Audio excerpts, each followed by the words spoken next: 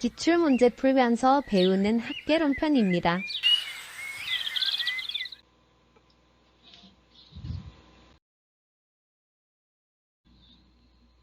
문제 보겠습니다. 민간 투자 사업의 유형이 옳게 짝지어진 것은 기억.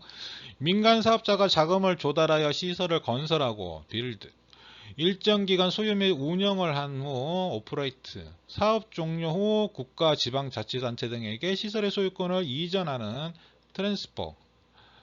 민간 사업자가 자금을 조달하여 시설을 건설하고 B. 일정 기간 동안 타인에게 임대한다. 리스. 임대기간 종료 후 국가 또는 지방자치단체 등에게 시설의 소유권을 이전한다. 트랜스퍼. 민간 사업자가 자금을 조달하여 시설을 건설하고 빌드. 준공과 함께 민간 사업자가 당해 시설의 소유권, 오너, 운영권을 갖는다. 오퍼레이트. 이렇게 보면은 기억은 BOT. 기억은 B고요. 니은은 BLT. 니은은 BLT. 디엇은 BOO입니다. 그러면 기억은 B, 니은은 D, E. 정답은 4번이네요. 4번. 자, 이 문제는 쉽습니다. 외우는 거 영어 단어 외우는 문제예요. 영어 단어 외우는 문제. 이거 이 철자 앞에 것만 외우시는 게 아니고 단어를 외우셔야 돼요. 부동산 개발의 유형에 요 5가지를 외우셔야 되는데요. 외우시는 방법은 BTL, BTO 뭐 이런 식으로 외우시는 게 아니고요. B면은 빌드, 건설이구나.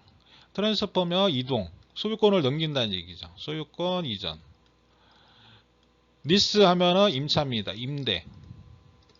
오퍼레이트 하면 운영. 대표적으로 리스는 학교, 오퍼레이트는 도로 이렇게 생각하시면 되고요. 리스, 트랜스퍼, 오퍼레이터, 트랜스퍼, 오너, 오퍼레이터 이런 식으로 영어 단어 외우는 문제예요. 부동산 개발의 유형은 영어 단어 외우시면은 다 해결됩니다. 이거 외우실 필요는 없고요. 영어 단어 외우시면 됩니다. RO나 ROT도 있는데요. 이거는 그냥 참고적으로 알고 계시고요. 시험 문제에서는 요 5가지 요거를 정확하게 알고 계시면 문제는 다 풀 수 있습니다. 네, 다음 문제 볼게요. 부동산 개발이 다음과 같은 5단계만 진행된다고 가정할 때 일반적인 진행 순서로 적절한 것은 우선은 사업 구상이 1번이죠. 사업 구상 1번이고 건설은 마지막이 되겠네요. 마지막. 그 다음에 예비 타당성이 2번이 되겠죠. 그러면 사업 부지를 확보하고요. 타당성 분석이 되겠네요. 그러면은 1번이 디엇. 그 다음에 건설이 마지막. 답은 1번이네요. 아이디어, 그 다음에 예비 타당성, 그 다음에 사업 부지, 사업 타당성, 건설. 네, 답은 1번입니다. 요거는 이제 간단하게 한번 요거 내용만 아시면은 요거 문제 나오면은 맞출 수 있는 문제죠. 네, 부동산 개발의 과정, 구상이 첫 번째고요. 그 다음에 예비 타당성, 부지 구입한 다음 타당성. 요거 1, 2, 3번, 요거 정도만 알고 계셔도 나머지는, 갖다 붙일 수 있는 문제예요. 금융, 건설, 마케팅. 네. 한번 읽어보시고요. 다음 문제 넘어가겠습니다. 부동산 개발의 위험에 관한 설명으로 틀린 것은 위포더는 부동산 개발 위험을 법률 위험, 시장 위험, 비용 위험으로 구분하고 있다. 네. 부동산 개발 사업의 추진에는 많은 시간이 소요되므로 개발 사업 기간 동안 다양한 시장 위험에 노출된다. 네, 상식적인 얘기고요. 부동산 개발 사업의 진행 과정에서 행정의 변화에 사업의 인허가 지연 위험은 시행사 또는 시공사가 스스로 관리할 수 있는 위험에 해당된다. 아니죠. 이건 틀린 거는 3번. 스스로 관리할 수는 없죠. 이거는. 행정 변화를 어떻게 이 시행사나 시공사가 행정하는 사람들이 아닌데 스스로 어떻게 관리를 해요. 관리하는 주체가 전혀 틀린데 본인이 관리할 수가 없죠. 할 수 없다. 법률 위험을 최소화하기 위하여 이용 계획이 확장된 토지를 구입하는 것이 유리하다. 네, 맞습니다. 인허가 안 나올 수 있으니까 인허가가 벌써 이제 계획이 잡혀 있는 토지를 구입하는 것도 방법이죠. 예측하기 어려운 시장의 불확실성은 부동산 개발 사업에 영향을 주는 시장 위험 요인이다. 네, 그렇습니다. 네, 맞는 말. 부동산 개발의 위험성에 법률 위험, 시장 위험, 비용 위험이 있습니다. 법률 위험은 토지 이용 규제, 개발의 인허가 이런 것들이고요. 시행사는 시공사가 스스로 관리할 수 있는 위험이 아닙니다. 이용 계획이 확장된 토지를 구입하는 것이 위험을 낮출 수 있습니다. 개발 부동산이 매매되지 않거나 임대되지 않을 위험이 이제 시장 위험입니다. 기껏 만들어 놨는데 이게 가격이 너무 높다든지 경기 상황이 안 좋아서 임대가 안 나간다든지 건물 매매가 안 나간다든지 이건 미래를 예측해야 되는 부분이기 때문에 이게 시장 위험. 흡수율 분석이 있습니다. 흡수율 분석을 통해서 시장 위험을 조금 이제 줄여보는 거죠. 시장에 공급된 부동산이 지금 제가 여기다가 건설을 주택을 하려고 그래요. 하려고 그러는데 이 주택이 제대로 건설이 되고 제대로 매매가 될 건지 확인할 수 있는 방법으로 흡수율 분석을 씁니다. 이미 다른 주택들이 있을 거 아니에요. 그 다른 주택들이 건설이 되고 얼마에 매매가 됐다, 임대가 됐다, 이런 내용들이 있을 거 아니에요. 그런 데이터들을 분석을 하는 겁니다. 분석을 해서 일정 기간 시장에서 얼마큼 소비될지 이걸 분석합니다. 그래서 이제 이게 나 가능성이 있구나, 이런 식으로 판단을 하는 겁니다. 이게 흡수율 분석. 개발 사업의 완공 시기에 가까워질수록 위험은 작아지고 개발 사업의 가치는 높아집니다. 비용 위험, 재발생 공사 기간의 장기화, 건축 자재 가격 상승, 인플레이션 등 이런 추가적인 비용이 발생되는 문제가 비용 위험. 이렇게 정리가 되고요. 부동산 개발 사업의 타당성 분석과 관련하여 다음 설명에 해당되는 가로에 알맞은 용어는 특정 부동산이 가진 경쟁력을 중심으로 해당 부동산이 분양될 수 있는 가능성을 분석하는 거. 이게 조금 전에 했었죠. 시장성 분석. 이 시장에서 어느 정도 이 부동산이 분양될 수 있는 가능성이 있느냐, 그 시장을 분석하는 거죠. 시장성 분석.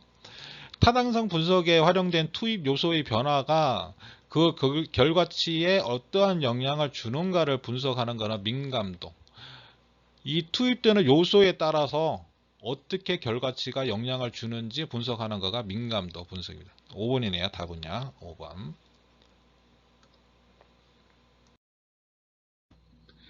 부동산 개발의 경제적 타당성 분석. 먼저 이제 시장 분석이 먼저 되고요.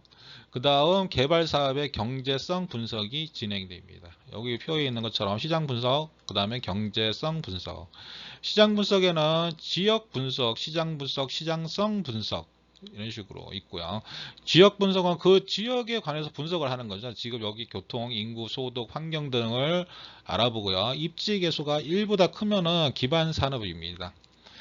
시장 분석하고요. 시장성. 미래 이제 이 매매, 분양, 임대 이런 것들이 될지를 분석하는 거예요. 조금 전에 했던 흡수율이라든지 공시율이라든지 이런 것들을 분석하면 되는 거죠. 그 다음 경제성 분석은 타당성 분석, 투자 분석이 있습니다. 수익성 있는지 분석하고요. 구체적 현재 가치와 투자 의사 결정을 합니다. 순영가라든지 내부 수익률 등 이런 거를 이용하고요. 부동산 투자 위험의 관리는 위험 회피, 위험한 투자는 제외를 하는 거죠. 위험 보유, 충당금이라든지 준비금들, 돈을 더 많이 준비를 해 놓는 거죠. 위험한 부분을 이제 대비를 해서 위험 전가, 물가 상승률만큼 임대료를 올리는 거예요. 생명, 화재 등 보험 등으로 일부 전가가 가능하고요. 위험 통제, 보수적 예측을 하는 거예요. 기대 수익을 낮추는 겁니다. 기대 수익을 낮춰서 위험을 관리하는 방법. 위험 조정 활정률. 그러니까 활정률 높인다는 얘기도 똑같은 얘기죠. 위험이 높은 투자 안에 높은 활정률을 적용을 하는 겁니다. 요구 수익률을 높이는 거죠. 이 정도 수익이 났을 때 한다라고 해서 판단하게 되면 위험을 어느 정도 낮추게 되는 거죠. 민감도 분석. 투입 요소가 변함에 따라 결과치가 어떤 영향을 받는지 분석하는 게 바로 이제 민감도 분석. 조금 전에 문제에 나왔던 지문처럼 그런 내용입니다. 민감도가 큰 투자안일수록 더 위험한 투자안이라고 평가됩니다. 위험 요소 중 투자자가 집중적으로 관리할 대상을 파악, 적절하게 관리하도록 합니다. 평균 분산 결정법 있고요. 포트폴리오 이런 것들로 위험을 통제할 수 있다. 부동산 개발에 관한 설명으로 틀린 것은 부동산 개발 사업 진행 시 행정의 변화 따라 산업의 인허가 지연 위험은 사업 시행사가 스스로 관리할 수 없는 위험이다. 공영개발은 공공성과 공익성을 위해 택지를 조성한 후 분양 또는 임대하는 토지 개발 방식을 말한다. 네, 맞고요. 환지 방식은 토지가 개발되기 전 토지의 위치, 지목, 면적 등을 고려하여 택지 개발 후 개발된 토지를 토지 소유자한테 재배분하는 방식을 말한다. 네, 맞고요. 한지 뭐 이런 거 다 알고 계시죠? 요 공법에서 나오는 것들이니까 거기서 한 번 더 보시면 되고요. 부동산 개발은 미래의 불확실한 수익을 근거로 개발을 진행하기 때문에 위험성이 수반된다. 네, 맞는. 흡수율 분석은 재무적 사업 타당성 분석에서 사용하던 주요 변수들의 투입 값을 낙관적, 비관적 상황으로 적용하여 수익성을 예측하는 걸 말한다. 이거는 바로 이제 민감도죠. 이게 민감도 분석입니다. 흡수율 분석이 아니고요. 여러 변수들을 바꿔가면서 보는 거예요. 그러면서 어떻게 결과치가 나오는지를 보는 게 민감도. 각 지역과 산업별 고용자 수가 다음과 같을 때 A 지역의 X사업, B 지역의 Y산업의 입지 개수를 올바르게 계산한 것은 네, 계산해 보겠습니다. 자, 우선은 입지 개수를 알아야겠죠. 입지 개수는 전국의 고용률입니다. 고용률. 그 다음 그 지역, X지역, 뭐 예를 들어서 X지역 고용률. 이렇게 보시면 됩니다. 계산 방식은 어떤 식이냐. 자, 400분의 240 이렇게 계산하고요. 여기는 200이죠. 200의 100, 200의 100 계산합니다. 지금 400에 240이면 얼마 정도 나오죠? 46이 24. 0.6이네요. 0.6. 0.6. 여기는 200에 100이니까 0.5죠. 그러면은 여기는 0.5가 되는 거고 여기가 0.6이 되는 거죠. 이걸 계산하면은 0. 몇몇몇 나오겠죠. 0. 어떻게 나올 것 같아요. 요거는 계산기 한번 두드려 봐야 돼요. 네. 계산 방식만 제가 설명을 드리겠습니다. 지금 이게 암산으로 내가 안 되니까. 자, 니은번은 여기 400에 160. 면 얼마가 되죠? 446이니까 0.4네요. 0.4. 여기는 200분의 60. 이면 얼마죠? 3이니까 0.3이네요. 0.3. 그럼 여기는 0.3, 0.4 계산하면은 값이 나오는 거예요. 거기도 0. 몇몇몇 나오겠네요. 네, 요 두 개 중에 하나가 정답이네요. 여기 두 개 중에 하나가 답일 것 같습니다. 아마 3번일 것 같아요. 요게 조금 더 높죠. 요게 0.6에서 0.5가 수치가 더 높죠. 0.4, 0.3보다 수치가 더 높죠. 자, 3번이 답인 것 같습니다. 예, 자세하게 한번 알아보겠습니다. 입지개수는 어느 특정 지역의 특정 산업, 그러니까 뭐 A 지역의 뭐 X 산업이다. 이거는 국가 전체 비교했을 때 어느 정도 특화되어 있는지 측정하는 지표이다. 네. 식은 전국 고용률의 지역 고용률 이렇게입니다. 그래서 입지개수가 1보다 크다는 얘기는 이 지역의 고용률이 전국의 고용률보다 더 크다는 얘기죠. 1보다 크다는 얘기는. 그렇게 되면은 그 지역에 특화된 산업이다. 기반 산업이다. 이렇게 생각하시면 돼요. 그래서 외부에서 투입이 된다는 얘기죠. 외부에서 투입이 되고 돈을 번다. 같으면은 이제 자급자족이고요. 작으면은 이제 비기반 산업입니다. 여기에 산업이 좀 약하다는 얘기죠. 그래서 요거 문제 나왔던 표고요. 계산하면은 전국이 우선 요 X산업 먼저 한다 그러면 전국 400분의 240 한 다음에 계산하고요. 그 다음에 여기 200에 100 이거 계산하고요. 그래서 요거 계산하면은 이렇게 감 나오고, 이제 아까 풀었던 거 똑같습니다. Y산업은 여기 400분의 120 하고 여기는 200분의 60 이렇게 계산하고 요거를 다시 나누면은 값이 나오는 거죠. 요게 입지 개수입니다. 그래서 분수를 뭐 여러 가지로 설명을 해요. 예를 들어서 이거 뭐 다른 데는 400에 160이고 그 다음에 200에 60이면은 뭐 이렇게 곱해서 분모 분자를 하라 얘기 뭐 이런 식으로 하는데, 그냥 이렇게 푸는 게 저는 편한 것 같은데, 설명을 뭐 굳이 뭐 이렇게까지 뭐 계산을 해서 또 이걸 또 어차피 또 나눠야 되는데 굳이 이렇게 그냥 단순하게 요 식을 알고 계시면은 그냥 이렇게 계산하는 게 더 기억에도 안 잊어먹고 괜찮을 것 같습니다. 요런 계산은 이제 쉬운 계산이니까요. 알고 계시고요. 이것도 이제 가끔 나오는 문제.